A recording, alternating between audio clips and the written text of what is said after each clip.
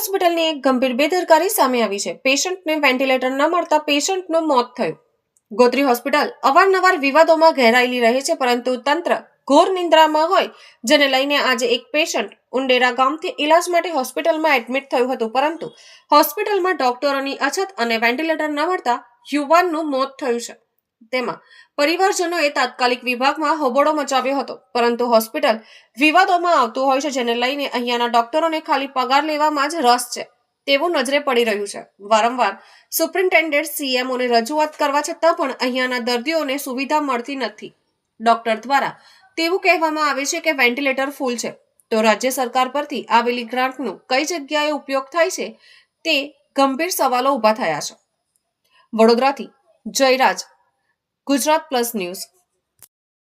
લીધે લોકો મરે છે, આ શીખવા માટે આવે છે, બરાબર છે.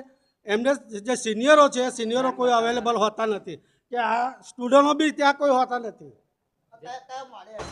પાંચમા માળે એમને ખેંચ આવી હતી એકદમથી, કોઈ બીમારી નથી, એમને એકદમથી ખેંચ આવી તો એ ટ્રીટમેન્ટ માટે લાયા હતા, અને એ લોકોએ ખાલી 10-10:30 વાગ્યાની આસપાસ લાયા હતા અહીંયા અમને. હા, અને આખો દિવસ અહીં રાખ્યો હતો. અહીંયા ખાલી એમરજન્સીમાં એમને ખાલી ECG કઢાવી છે. ECG કઢાવી અને ડાયરેક્ટ એક્સરે પણ ખાલી ઉપર મોકલી દીધા, અને ઉપર પછી બીજી કોઈ એક જ બોટલ ચડાવે અને ઇન્જેક્શન મારું, બીજી કોઈ ટ્રીટમેન્ટ કરી નહીં આ લોકોએ. અને બધા કહે છે કે સારું છે, સારું છે. અને પેલી જે સિસ્ટર આવી હતી, મેં પૂછવા ગયો હતો એમને કે બેન શું જમાડવાનું, શું પાણી પીવાનું, તો કે અભી એમને કશું જ નહીં આપવાનું. તો ભૂખ્યા માણસ તો મરી જ જાય ને, જે ખાતો પીતો માણસ, ચાલતો હોય એ બધો માણસ મરી જ જાય ને. ચાલીને આવેલો છે માણસ. એટલે પેશન્ટ કયા વોર્ડનું તમે વાત કરો છો? પાંચમા માળે એક પેશન્ટ, અમારે એક પેશન્ટ દાખલ થયું હતું ખેંચ માટેનું.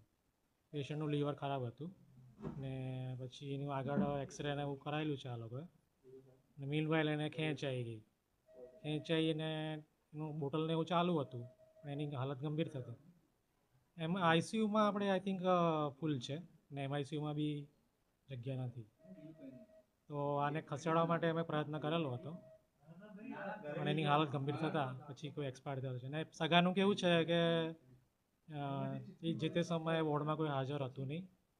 અમારી તપાસ અમે તમારા તરફથી તપાસ કરાવીશું, CCTV કેમેરામાંથી જોડાઈ દઈશું. સર, આઈસીયુ ફૂલ હતું તો રાજ્ય સરકારમાંથી ફંડ નથી આવતું કે ડોક્ટરો પણ અવેલેબલ નથી રહેતા?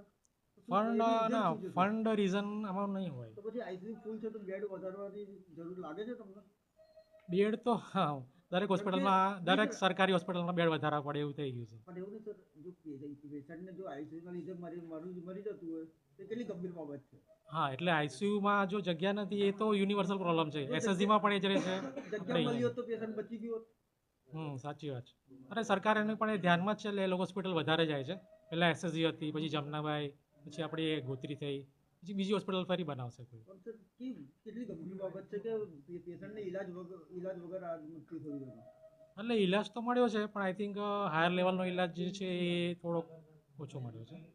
એ સાચી વાત છે. આપનું નામ? ડૉક્ટર નિલેશ હશે.